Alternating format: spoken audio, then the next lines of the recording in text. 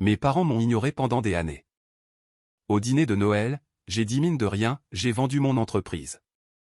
Ton petit business est sans valeur? Pour combien? Mon frère a ri. Moi, 170 millions de dollars. La mâchoire lui en est tombée. Maman est devenue pâle. Mon nom est Chloé Carter. J'ai 28 ans, et ma famille m'a traité comme un bruit de fond depuis aussi longtemps que je me souvienne. Pour eux, j'étais la responsable, celle qui s'en sortirait quoi qu'il arrive, ce qui signifiait en réalité qu'ils n'avaient jamais à faire attention à moi. Ils réservaient toute leur attention, toutes les louanges, tous les discours du genre « Nous sommes si fiers de toi » à mon frère aîné et à sa grande vie brillante. J'avais droit à l'occasionnel « C'est bien, chérie », lancé par-dessus l'épaule, pendant qu'il rafraîchissait le chat de groupe pour voir sa dernière victoire. Ce Noël devait encore une fois être à son sujet. Ma mère l'a appelé une petite célébration pour la grande promotion de ton frère, comme si j'étais juste un siège supplémentaire à sa fête. Il n'avait aucune idée que quelques semaines plus tôt, j'avais viré sur mon compte bancaire plus d'argent que ma famille entière n'en avait jamais vu de toute sa vie. Aucune idée que mon petit projet annexe, celui sur lequel ils levaient les yeux au ciel, celui qu'ils appelaient une distraction d'une vraie carrière, s'était transformé en une entreprise que quelqu'un avait payé 170 millions de dollars. Je me suis assise à cette table, fixant le jambon sculpté et les assiettes de Noël dépareillées, les écoutant le glorifier comme toujours, ressentant cette vieille brûlure familière dans ma poitrine. Puis mon frère a fait une remarque sarcastique de trop sur mon minuscule salaire d'infirmière et ma mignonne petite entreprise. Je l'ai regardé droit dans les yeux et j'ai dit, aussi nonchalamment que possible, j'ai vendu mon entreprise. Il a ricané et a demandé, ta petite entreprise sans valeur. Pour combien? J'ai dit, 170 millions. Sa mâchoire est littéralement tombée. Ma mère est devenue pâle. La fourchette de mon père a glissé de sa main et a heurté l'assiette. Ce qui s'est passé ensuite a changé notre famille pour toujours, et pas à la manière chaleureuse et douillette des films de Noël qu'ils aiment prétendre que nous sommes. Avant que je ne vous raconte ce que mon frère a dit ensuite, et ce que j'ai fait après avoir quitté cette table, faites-moi une faveur, laissez un commentaire avec l'heure qu'il est pour vous en ce moment et d'où vous regardez. J'adore voir à quel point ces histoires de famille compliquées peuvent voyager loin. Grandir en tant que Chloé Carter signifiait apprendre très tôt que l'amour dans ma maison venait avec un système de classement. Et je n'étais jamais en première place. J'étais l'enfant qui ramenait des rubans de foire scientifique et des 20-20 en biologie. Mon frère aîné était celui qui marquait les touchdowns gagnants et dont le nom était annoncé au micro. Devinez lequel mes parents ont encadré au mur. Ils m'appelaient le peu exigeante, comme si c'était un compliment. Chloé n'a pas besoin de tout ce tralala, disait ma mère, ajustant la cravate de mon frère pour la 3e fois avant ses cérémonies de remise de prix. Quand j'ai été accepté dans un programme de soins infirmiers compétitifs avec une bourse, mon père a dit, c'est super, chérie. Les infirmières sont utiles. Puis il s'est immédiatement tourné pour demander à mon frère Ryan comment se passaient ses études de commerce.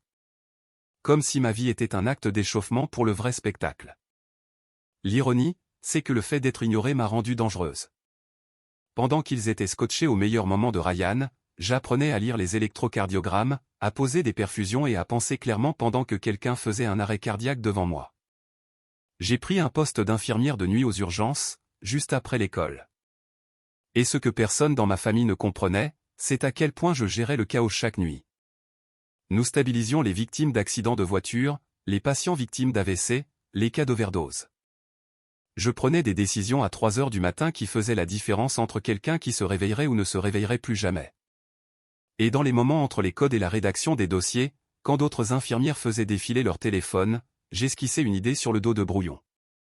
Je voyais toujours les mêmes problèmes se répéter, un personnel chaotique, des transferts manqués, des retards dangereux parce que personne n'avait une idée claire de qui était où et de ce qui se passait. Alors, avec l'aide d'une amie programmeuse de l'école, Maya Lopez, j'ai commencé à construire une plateforme que nous avons appelée PulseLink, un système de coordination en temps réel pour les services d'urgence. Au début, ce n'était qu'un prototype rudimentaire. Je rentrais épuisé à 7 heures du matin, me douchais, m'écroulais pour quelques heures, puis je me réveillais, buvais du café et me mettais en conférence téléphonique avec Maya. Nous débuguions les problèmes pendant que mes voisins préparaient le dîner. Puis je retournais à l'hôpital pour un autre service de 12 heures. Ma famille en savait exactement 1%. Pour eux, je travaillais toujours de nuit, ce qui se traduisait, dans la tête de ma mère, Parley ne fait toujours rien qui vaille la peine d'être posté sur Facebook. Mais il connaissait chaque détail de la vie de Ryan. Il est devenu analyste financier, puis futur associé de son cabinet, puis fier propriétaire d'un appartement que nos parents l'ont aidé à payer. Ils ont retiré une partie de leur retraite pour l'aider avec son apport et ont appelé ça soutenir son avenir. Quand j'ai demandé s'il pouvait co-signer une petite ligne de crédit pour que Maya et moi puissions quitter nos seconds emplois et nous concentrer sur PulseLink, mon père a ri et a dit « Chérie, les applications sont une mode. Sois réaliste. Les soins infirmiers sont ton plan de secours, tu te souviens? Ne risque pas ça pour une fantaisie technologique. » C'est drôle comme mon emploi stable et salvateur était un plan de secours quand il s'agissait de moi, mais les tableurs de Ryan étaient visionnaires. La nuit où tout a changé, j'étais en pause dans la salle du personnel, à moitié endormi sur une chaise en plastique, mon téléphone posé face contre terre sur mes genoux. Quand je l'ai enfin vérifié, j'avais 3 appels manqués d'un numéro inconnu et un de Maya, plus un SMS en majuscule, « Réponds à ton téléphone ». On l'a eu. Je suis entré dans le placard de la réserve, le cœur battant, et je l'ai rappelé. Elle pleurait et riait en même temps. Le conseil d'administration de l'hôpital auquel nous pitchions depuis des mois avait enfin accepté de déployer PulseLink en tant que projet pilote, et une société de logiciels médicaux de San Francisco avec laquelle nous étions en contact voulait nous acquérir purement et simplement. Le chiffre qu'ils ont mentionné m'a fait plier les genoux. Cela ne semblait pas réel. J'ai terminé mon service dans un état second, puis j'ai passé la semaine suivante à jongler avec des appels contractuels, des accords de confidentialité et des avocats, entre le triage des patients. Pendant que mes parents m'envoyaient un flyer pour la fête de promotion de Ryan au cabinet, littéralement une invitation numérique dans le chat de groupe familial, avec un emoji champagne et les mots aussi fiers de toi, Ryan, j'étais dans une salle de conférence en verre, au centre-ville. En train de signer pour une entreprise que j'avais bâtie à force de boissons énergisantes et de pure obstination. Quand le virement est enfin arrivé, 170 millions de dollars, moins les frais de justice, les impôts et la part des investisseurs, il restait encore plus d'argent que je ne savais qu'en faire. J'ai fixé mon application bancaire comme si elle allait bugger et disparaître.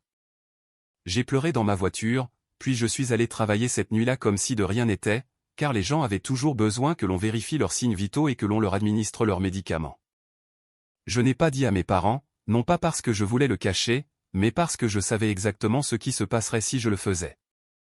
Ils le minimiseraient, le comprendraient mal, ou en feraient une histoire sur la façon dont ils ont toujours su que je ferais de grandes choses, même s'ils n'avaient jamais posé une seule vraie question. Quand ma mère a appelé une semaine avant Noël et a dit « Nous faisons un dîner spécial cette année pour la promotion de ton frère. Tu peux venir, n'est-ce pas ?» J'ai failli rire. Elle n'a pas dit « pour la famille ou pour les fêtes ». Elle a dit « pour ton frère ». Et c'est là que l'idée s'est vraiment concrétisée. Je n'allais pas arriver en vêtements de marque ou laisser tomber des indices comme si je mendiais de l'attention. J'allais m'asseoir à cette table, les écouter parler de lui comme s'il marchait sur l'eau, et quand il ferait une de ses piques habituelles sur ma petite vie d'infirmière, je laisserais tomber le chiffre qui ferait éclater leur réalité. Non pas pour être mesquine, d'accord, peut-être un peu mesquine renifle, mais surtout parce que j'étais fatigué d'être effacé de l'histoire de ma propre famille. Le jour de Noël, j'ai garé ma vieille Honda cabossée devant la maison de mes parents. Et cela seul a aidé mon plan. Pas de voiture tape à accent grave-l'œil, pas de sac à main de luxe, rien qui criait le multimillionnaire. Juste moi, en jean noir, un pull vert doux, et le même manteau d'hiver que j'avais depuis l'école d'infirmière. La maison ressemblait exactement à toutes les autres fêtes. Des lumières emmêlées le long des gouttières, un renne en plastique légèrement penché, une couronne sur la porte avec un nœud rouge délavé. À l'intérieur, j'entendais déjà le rire de ma mère par-dessus la musique et la voix grave de mon père qui tonnait à propos de quelque chose. J'ai pressé mon pouce contre le métal froid de la poignée de porte et me suis forcé à inspirer lentement. Il ne s'agissait pas seulement d'argent. Il s'agissait d'entrer sur le même champ de bataille où j'avais grandi et de refuser de jouer le même rôle. Chloé, enfin. Ma mère, Linda, s'est précipitée, sentant la cannelle et le parfum.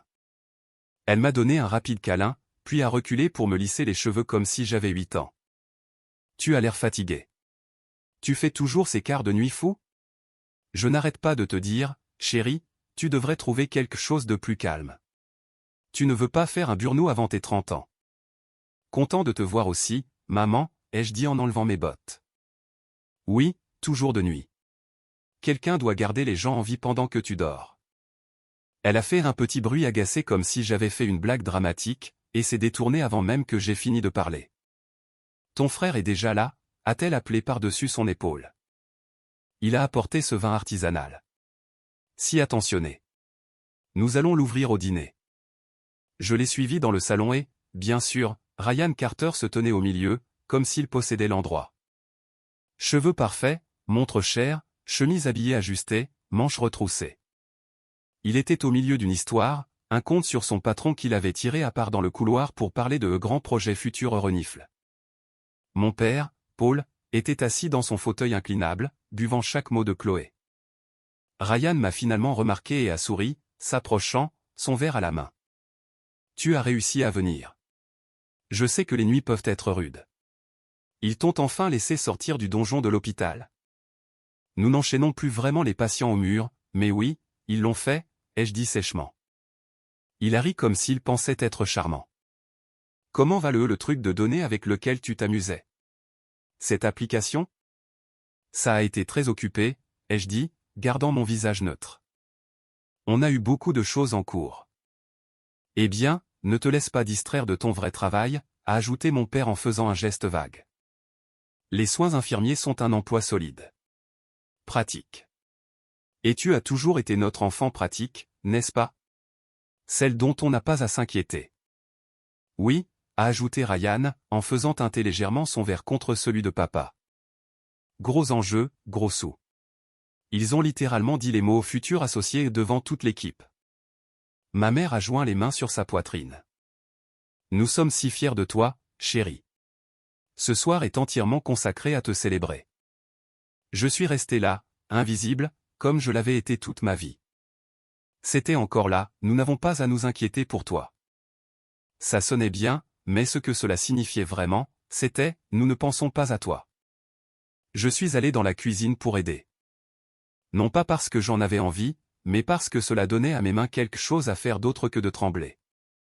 Tandis que je coupais les légumes et remuais les sauces, le rythme familier de la cuisine des fêtes a agi comme un métronome pour me calmer. Mon téléphone a vibré dans ma poche. Un SMS de Maya. Maya, tu vas bien? Maya, souviens-toi qu'il ne décide pas de ta valeur. Toi, si. J'ai souri malgré moi et j'ai tapé en retour, le spectacle est bientôt prêt. Quand nous nous sommes enfin assis à table, la disposition des places disait tout. Ryan en plein milieu d'un côté, flanqué de mes parents comme s'il était l'invité d'honneur d'un gala. Il m'avait placé à l'extrémité, près du buffet, facile d'accès pour passer les plats et emporter les assiettes à l'évier. Une serveuse intégrée, classique. Alors qu'il commençait à verser le vin, mon père a levé son verre. À Ryan, a-t-il dit, les yeux brillants. À sa promotion, à son travail acharné, et à tout ce qu'il va accomplir. Nous ne pourrions pas être plus fiers. À Ryan, a fait écho ma mère. Notre étoile.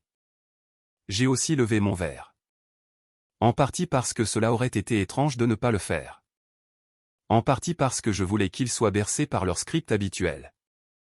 Ryan m'a souri d'un air suffisant en prenant une gorgée, un petit mouvement narquois de la bouche qui disait qu'il savait exactement où il se situait dans la chaîne alimentaire familiale. Alors, Chloé, a-t-il dit, se penchant en arrière comme un animateur de talk-show jetant un os à un invité. Toujours à faire des doubles quarts et à manger des snacks rassis de distributeurs? Tu dois sortir de cette routine, petite sœur. Peut-être qu'un jour je te décrocherai un entretien dans mon cabinet. Il l'a dit à moitié en plaisantant, mais il y avait une véritable condescendance sous-jacente. Le même ton qu'il avait utilisé quand il m'avait dit un jour, si ton application te rapporte un sou un jour, je t'achèterai quelque chose de joli, comme un vrai sac à main. Ma poitrine s'est serrée, mais cette fois, au lieu de ravaler, j'ai laissé le sentiment m'aiguiser. J'ai jeté un coup d'œil au jambon, à la purée, à la bougie vacillante au centre de la table. J'ai pensé à chaque fois qu'ils m'avaient bousculé pour aller vers lui, à chaque fois qu'ils avaient transformé mes réussites en notes de bas de page de ses réalisations, et j'ai décidé que j'en avais assez. Je ne l'ai pas lâché de colère. Cela aurait été trop facile pour eux de le rejeter comme Chloé était émotive. J'ai attendu. Je les ai laissés suivre leurs boucles habituelles, la promotion de Ryan, les personnes importantes de son cabinet, les énormes clients dont il citait les noms même s'ils comprenaient à peine ce qu'ils faisaient. J'ai ajouté de petits commentaires neutres, le genre que les infirmières utilisent lorsqu'elles évaluent un patient. Oh, waouh, et c'est énorme, et comment te sens-tu à ce sujet? Tout en même temps, mon esprit comptait silencieusement les temps, comme un chef d'orchestre attendant de donner le signal. L'ouverture est venue quand ma mère s'est tournée vers moi, avec l'intérêt poli que les gens réservent aux petites conversations. Alors, chérie, et toi, a-t-elle demandé, remplissant le verre de Ryan avant le mien. Le même hôpital, le même, comment dire, service des urgences, ai-je dit. Les mêmes urgences, mais beaucoup de choses ont changé cette année. Mon père a fait un vague signe de tête. Eh bien, tant que tu es stable, c'est ce qui compte. Dieu sait que le monde a besoin de bonnes infirmières. Mon frère a reniflé doucement. Oui, et elle a son petit truc d'application, tu te souviens? Celle avec laquelle elle continue d'expérimenter. Il a même fait des guillemets aériens. Comment ça va? Toujours à demander à l'univers de manifester $1 million? La table a ri. Ça m'a fait mal, mais ça m'a aussi aidé. Il me servait le moment sur un plateau d'argent. J'ai posé ma fourchette doucement pour que le bruit ne distrait pas de ce que j'étais sur le point de dire. En fait, ai-je répondu, gardant ma voix presque ennuyée, je ne manifeste plus $1 million. Ryan a penché la tête. Oh, tu as abandonné ta petite fantaisie. Non, ai-je dit, le regardant dans les yeux. J'ai vendu mon entreprise. Les mots ont atterri comme un verre brisé sur du carrelage. La pièce n'est pas devenue silencieuse d'un coup. C'était plutôt que les rires se sont éteints par étapes, comme si les gens réalisaient simultanément que ce n'était pas une blague. Le sourire de ma mère s'est figé. Mon père a cligné des yeux 2 fois. Ryan a froncé les sourcils comme s'il m'avait mal entendu. Tu as quoi, a-t-il dit. J'ai vendu mon entreprise, ai-je répété. PulseLink, la plateforme de coordination des urgences que je construisais ces dernières années. Nous avons conclu l'affaire il y a 3 semaines. Son froncement de sourcils s'est transformé en un sourire narquois, soulagé. D'accord. D'accord, Miss CEO. Et pour combien ta petite entreprise sans valeur a-t-elle été vendue? Le mot sans valeur avait une histoire. Il me l'avait lancé lors d'une dispute à Thanksgiving dernier, quand je lui avais dit que je n'avais pas d'argent supplémentaire pour aider à un second investissement qu'il voulait faire. Tu es infirmière, Chloé. Tu gagnes un salaire correct, mais tu ne nages pas exactement dans l'argent. Cette application est sans valeur tant qu'elle n'est pas prouvée. J'avais laissé passer à l'époque.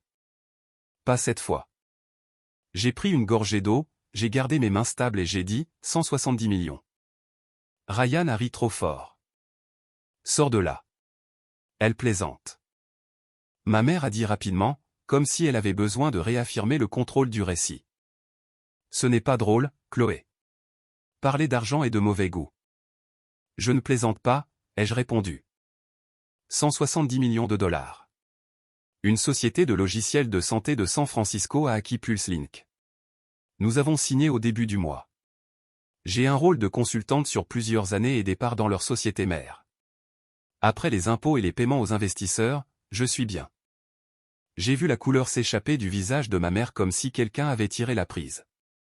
La mâchoire de mon père s'est relâchée. Il m'a regardé comme les patients regardent un moniteur quand les chiffres ne correspondent pas à ce qu'ils ressentent. Confus, désorienté.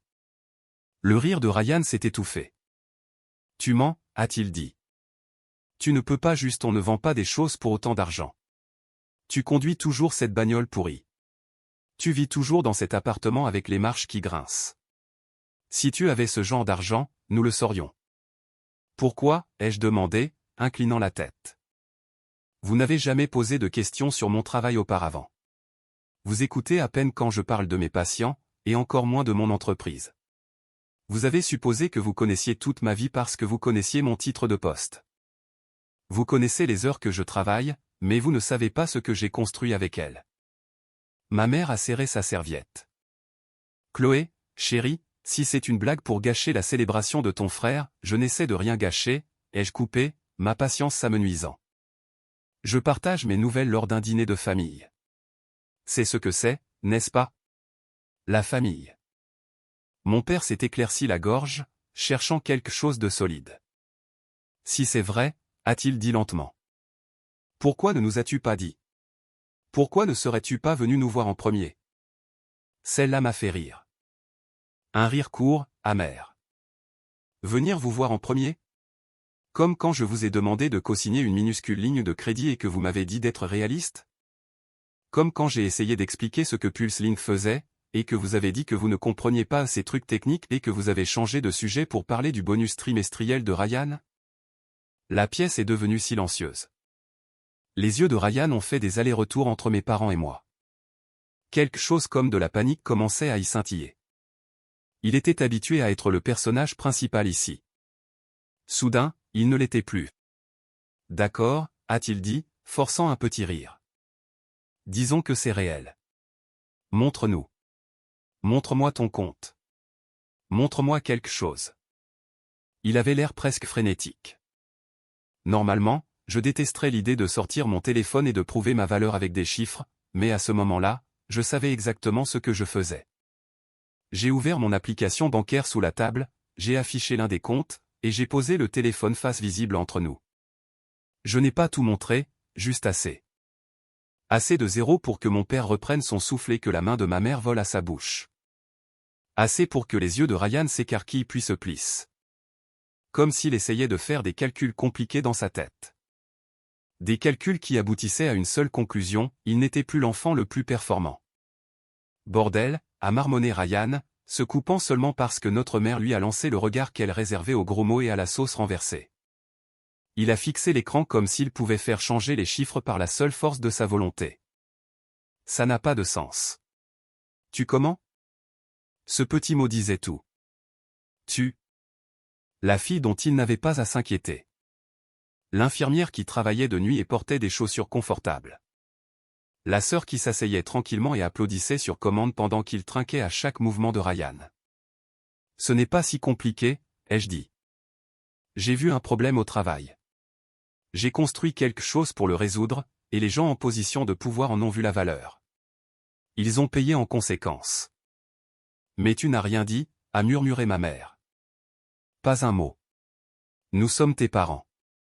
Nous aurions dû savoir. Auriez-vous dû, ai-je demandé.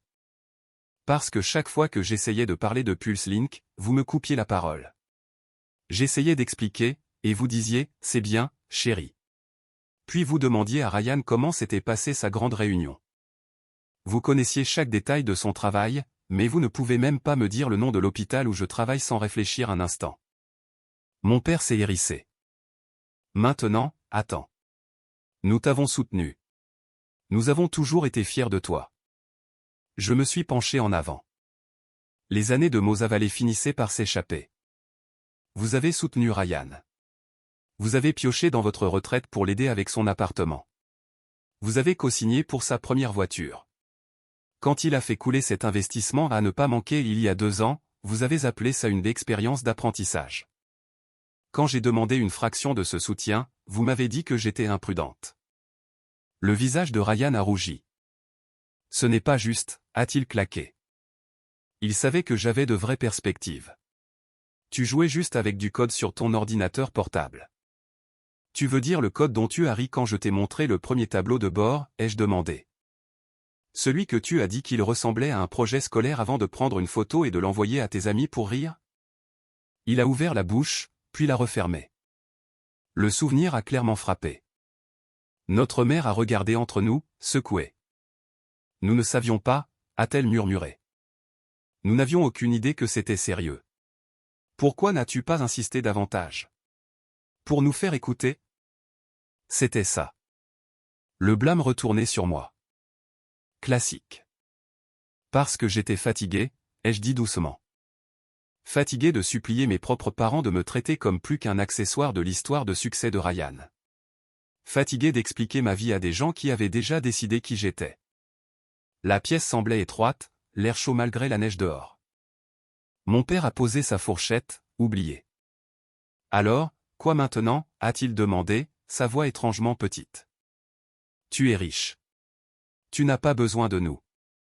Je n'ai jamais eu besoin de vous pour l'argent, ai-je dit. J'avais besoin que vous vous souciez de moi. J'avais besoin que vous me regardiez et que vous voyiez plus que quelqu'un qui s'en sortirait quoi qu'il arrive. Ryan a soudainement repoussé sa chaise, les pieds raclant sèchement le sol. Alors quoi? Tu es venu ici pour te pavaner, a-t-il exigé. Pour m'humilier? Pour les faire culpabiliser. Tu ne pouvais pas simplement nous le dire comme une personne normale, tu devais le faire à mon dîner de célébration? Tu veux dire le dîner de Noël que mes parents ont renommé pour ta promotion, ai-je rétorqué. Celui qu'ils m'ont présenté comme la grande soirée de ton frère. Si tout cela ne concerne vraiment que la famille et non pas te vénérer, pourquoi ma réussite ressemble-t-elle à une attaque? Il m'a regardé avec défi, la mâchoire serrée. Tu as toujours joué la victime, a-t-il dit. Tu n'as jamais demandé plus. Tu n'as jamais dit que tu voulais être sous les feux de la rampe. Je ne voulais pas être sous les feux de la rampe, ai-je répondu. Je voulais avoir de la place pour exister. Il y a une différence. Un autre silence pesant est tombé. Je pouvais dire que mes parents essayaient de rattraper leur retard, réécrivant mentalement des années d'histoire familiale à la volée. C'était leur problème, pas le mien. Je n'étais pas là pour surveiller leur culpabilité. J'étais là pour enfin, pleinement, sortir de la boîte dans laquelle ils m'avaient fourré.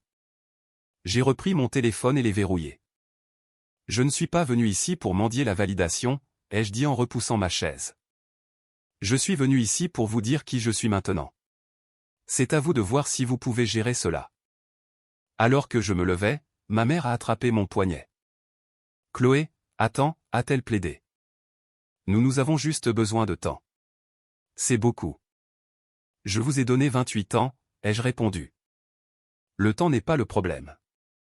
J'ai quitté cette table, passant devant l'arbre et les chaussettes avec nos noms dessus, devant les photos de famille alignées dans le couloir, la plupart d'entre elles montrant Ryan au premier plan, moi flou sur les bords. Dans le miroir du couloir, j'ai aperçu mon reflet, calme, pas brisé. Cela m'a surprise. Je n'étais pas la fille désespérée que j'étais à 16 ans, attendant que ses parents lèvent les yeux des gradins et la remarquent aussi. J'étais une femme qui avait construit quelque chose de révolutionnaire pendant qu'ils ne regardaient pas. Qu'ils rattrapent ou non leur retard n'était plus une question de vie ou de mort pour moi. Je n'ai pas été loin avant que la tempête ne frappe. Chloé.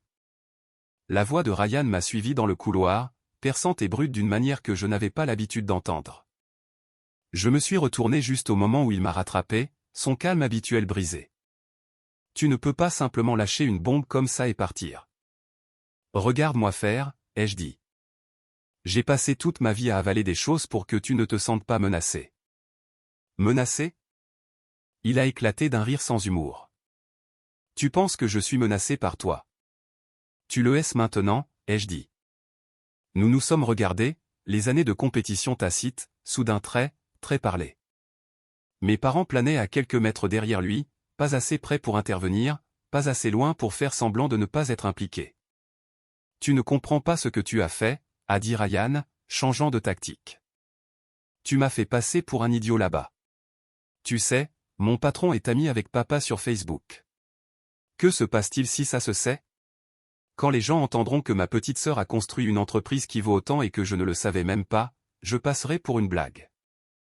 C'était ça. Pas d'inquiétude pour moi, pas de curiosité pour mon travail, juste la panique pour son image. Ta plus grande peur est d'avoir l'air stupide, ai-je dit. Ma plus grande peur était de mourir dans un couloir parce que personne n'écoutait quand je disais que je n'allais pas bien. C'est la différence entre nous. Mon père s'est hérissé. Maintenant, ça, c'est inacceptable. Nous avons toujours eu de l'affection pour toi. Vous aviez de l'affection pour la version de moi qui ne vous mettait pas mal à l'aise, ai-je répondu. L'infirmière tranquille, laide, la bonne écoute. Vous aviez un script pour elle. Vous n'avez pas de script pour cette version. Ma mère s'est rapprochée, se tordant les mains. Nous essayons de comprendre. Nous essayons d'être heureux pour toi. Mais ça fait mal, Chloé.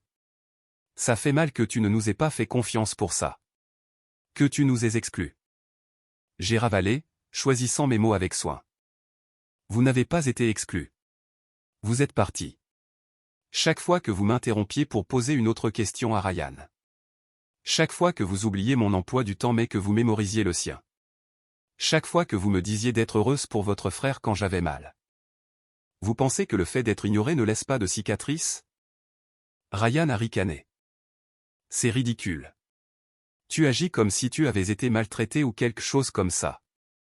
Tu avais un toit sur la tête, de la nourriture, une bonne école. Tu avais tous les avantages. Sauf d'être vu, ai-je dit doucement.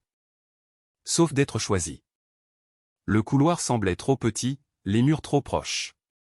Pendant une seconde, j'ai envisagé de m'adoucir, de revenir en arrière, de faire une blague pour apaiser la tension. Ce vieux réflexe était fort. Mais ensuite, je me suis souvenu de toutes les nuits que j'avais passées à m'effondrer dans mon lit, les yeux brûlants à force de fixer un écran après 12 heures debout, à construire quelque chose en quoi personne dans cette maison ne croyait. Cette fille méritait mieux que moi. De reculer. Maintenant, voici ce qui va se passer, ai-je dit, me surprenant moi-même par ma voix si ferme. Je vais partir. Vous allez ruminer cela. Peut-être que vous allez vous fâcher et vous plaindre l'un à l'autre de mon ingratitude. Peut-être que vous allez vous sentir coupable. Peut-être que vous allez essayer de faire comme si rien ne s'était passé. C'est votre choix. Mais à partir de maintenant, si vous voulez avoir accès à ma vie pas à mon argent, ma vie ce sera à d'autres conditions. Mon père a froncé les sourcils. Quelles conditions? Vous arrêtez de me comparer à Ryan, ai-je dit. Vous arrêtez de traiter mes réalisations comme des accidents. Vous arrêtez de me demander des faveurs que vous n'attendriez jamais de lui. Et vous vous excusez, pas seulement pour ce soir, pour les 20 dernières années. Ryan a levé les mains. S'excuser de quoi? D'être performant? Non, ai-je répondu. Pour m'avoir piétiné pour vous sentir plus grand. Pour avoir ri de mon travail quand vous ne le compreniez pas. Pour m'avoir utilisé comme preuve que vous étiez le spécial. Il a tressailli légèrement à cela. Tu ne sais pas ce que c'est que d'être constamment sous pression, a-t-il marmonné. D'avoir tout le monde qui compte sur toi pour réussir. Tu as raison, ai-je dit. Je ne sais pas ce que c'est d'avoir des gens qui croient en moi avant que je ne prouve quoi que ce soit. Je sais seulement ce que c'est que de rafistoler des gens toute la nuit. Puis de consacrer mes dernières cellules cérébrales à construire quelque chose pendant que les gens censés m'aimer le plus appelaient ça un pari. Nous n'avons pas eu la même enfance, même si nous avons grandi dans la même maison. Pendant un instant, personne n'a parlé. Puis ma mère a fait quelque chose que je n'attendais honnêtement pas. Elle a commencé à pleurer. Pas les larmes de spectacle qu'elle utilisait parfois pour désamorcer les conflits, mais le genre désordonné, le genre qui la faisait chercher le mur comme si elle avait besoin de soutien. Nous avons fait ça, a-t-elle dit à mon père, la voix brisée. Nous les avons rendus comme ça. Nous les avons opposés sans même le remarquer. Je pensais que nous l'encouragions simplement parce qu'il en avait besoin. Je pensais qu'elle allait bien. Les épaules de mon père se sont affaissées, le combat s'évanouissant en lui. Nous avons eu tort, a-t-il dit doucement. Nous avons eu tort, et nous ne pouvons pas le défaire. Ryan a regardé entre eux, puis moi. Et pour la première fois, j'ai vu quelque chose dans ses yeux que je n'avais jamais vu auparavant, la peur. Pas de moi, mais de perdre cette version de sa vie où il était toujours l'élu. Alors quoi, a-t-il demandé d'une voix rauque. Tu nous coupes les ponts. Tu disparais dans ton monde de riches et tu oublies que nous existons. J'ai secoué la tête. Non, ai-je dit. Je construis un monde où j'existe, que vous me voyez ou non. Vous pouvez en faire partie si vous êtes prêt à faire l'effort. Sinon, je m'en sortirai. Pour la première fois, je le sais vraiment. J'ai attrapé mon manteau sur le crochet près de la porte. Ma mère a tendu la main vers moi, puis s'est arrêtée, comme si elle savait que les promesses vides ne fonctionneraient pas cette fois. Nous t'appellerons, a-t-elle dit faiblement. Quand nous aurons réfléchi à ce qu'il faut dire. Prenez votre temps, ai-je répondu. Ne m'appelez juste pas pour demander de l'argent. Les joues de Ryan ont rougi. Je n'ai jamais, tu l'as déjà laissé entendre, ai-je coupé. Tu as demandé comment cela te ferait paraître au travail. Tu as peur que ton patron découvre que ta petite sœur a plus de succès que toi sur le papier. Scoop, ce n'est pas mon problème. Tu as ton propre chemin à suivre. Je suis sorti dans l'air glacial, le froid mordant mes purs. Derrière moi, les bruits étouffés de ma famille se disputant montaient et descendaient. Ça faisait mal. Bien sûr que ça faisait mal. Mais sous la douleur, quelque chose d'autre fleurissait, une paix étrange et féroce. Pour une fois, je ne m'étais pas plié pour correspondre à leurs attentes. Je suis allé à ma voiture, l'impression que ma colonne vertébrale était faite d'acier. Dans les semaines qui ont suivi Noël, ma famille a fait exactement ce que j'attendais. Ils sont restés silencieux, pas de discussion de groupe, pas de SMS de bonne année, pas de même de ma mère. Au début, le silence ressemblait à être dans une pièce après un incendie, sentant la fumée et ne sachant pas ce qui était encore debout. Je me suis plutôt jeté dans ma nouvelle réalité. Il y avait des réunions avec la société acquéreuse, des sessions de stratégie sur la façon dont PulseLink allait se développer, des visites dans d'autres hôpitaux où les infirmières s'illuminaient en voyant à quel point leur travail devenait plus facile. Pour la première fois, mes conversations quotidiennes se faisaient avec des gens qui voyaient mon cerveau en premier, pas mon rôle dans une hiérarchie familiale. J'ai aussi fait quelque chose qui aurait terrifié l'ancienne moi, j'ai pris rendez-vous pour une thérapie, non pas parce que j'étais brisé, mais parce que j'étais fatigué de traîner de vieilles blessures dans de nouvelles pièces. Beaucoup de ces séances concernèrent mes parents, sur la façon dont être l'enfant ignoré peut sembler plus facile que d'être l'enfant à problème, mais cela vous ronge lentement. Sur la façon dont le favoritisme n'est pas seulement injuste, c'est une forme de négligence émotionnelle pour toutes les personnes impliquées. Mon thérapeute a dit quelque chose qui m'est resté: quand une famille choisit un enfant chouchou, elle ne fait pas seulement du mal au bouc émissaire ou à l'enfant invisible. Elle prépare aussi l'enfant chouchou à s'effondrer lorsque le monde ne le traite pas de la même manière. Je n'ai pas entièrement compris ce qu'elle voulait dire avant la 2e semaine de janvier, lorsque Ryan a appelé. J'ai fixé son nom clignotant sur mon téléphone un long moment avant de répondre. « Allô » ai-je dit, gardant ma voix neutre. « Salut » a-t-il répondu. Il avait l'air plus petit. « Tu peux parler un peu » ai-je dit. « Qu'est-ce qu'il y a » Il y a eu une pause, puis un rire amer. « Tu sais, j'ai dit que ton petit spectacle au dîner me ferait passer pour un idiot au travail. »« Je me souviens » ai-je dit. « Tu étais très préoccupé par ça. »« Oui, eh bien, » a-t-il dit. Il s'avère que j'ai très bien réussi à le faire tout seul. Il a expliqué, avec hésitation, qu'il avait été euphorique après sa promotion, celle pour laquelle mes parents avaient pratiquement organisé une fête, et qu'il était devenu négligent. Il avait utilisé des noms de clients dans un bar où il n'aurait pas dû. Il avait envoyé un email avec la mauvaise pièce jointe. Il avait fait quelques mauvais choix en essayant d'impressionner un associé principal. Rien d'illégal, mais suffisant pour rendre les supérieurs nerveux. Ils ont dit que je m'étais distrait, a-t-il terminé. Que mes performances ne correspondaient pas à mon attitude. Il réévalue ma trajectoire. Je suis désolé, ai-je dit, et je le pensais. Non pas parce que je me sentais coupable. Je ne l'étais pas. Mais parce que regarder l'identité de quelqu'un s'effondrer est douloureux, même lorsque cette identité a été construite sur des bases fragiles. Pourquoi me racontes-tu ça? Parce que, a-t-il dit, en exhalant fortement. Pour la première fois, je comprends un tant soit peu ce que ça fait quand toute ta valeur est liée à ce que les gens pensent que tu vas devenir au lieu de qui tu es réellement. Et quand ça commence à glisser, tu ne sais plus qui tu es sans ça. Je me suis assise sur mon canapé, le poids de ces mots s'installant autour de moi. Tu aurais pu le comprendre sans me piétiner, ai-je dit doucement. Mais je suis contente que tu le vois maintenant. Maman n'arrête pas de dire que nous devrions nous excuser, a-t-il lâché. Papa dit qu'il ne sait pas par où commencer. Ils sont perturbés par ça, Chloé. À propos de toi, de tout. Ils n'ont pas besoin d'un discours parfait, ai-je dit. Ils ont juste besoin de dire la vérité, même si elle est laide. Une semaine plus tard, ils l'ont fait. Mes parents m'ont invité à les rencontrer dans un café à mi-chemin entre chez moi et chez eux. Ils sont arrivés, l'air 10 ans plus vieux que dans mon souvenir, non pas à cause de mon succès, mais parce qu'ils avaient enfin vu leur propre schéma. Ma mère a pleuré à nouveau, mais cette fois, elle n'a pas essayé de faire en sorte que ce soit toute l'histoire. Mon père a admis, les yeux humides, qu'il avait eu peur que je le dépasse d'une manière qu'il ne comprenait pas. Alors, il était plus facile de plaisanter sur la carrière de Ryan. Ils ont tous les deux prononcé les mots que je ne m'étais pas permis d'espérer: nous sommes désolés. Nous avons eu tort. Nous ne pouvons pas annuler les années où nous t'avons fait sentir comme un second rôle. Nous voulons faire mieux si tu nous le permets. Je ne me suis pas effondré dans leurs bras. Je n'ai pas tout arrangé avec un seul câlin. Je leur ai dit honnêtement, j'apprécie ça. J'ai aussi besoin de temps. Je ne fais pas encore confiance aux mots. J'ai besoin de voir ce que vous ferez. Et puis j'ai établi des limites. Je leur ai dit que je n'étais pas leur plan de retraite.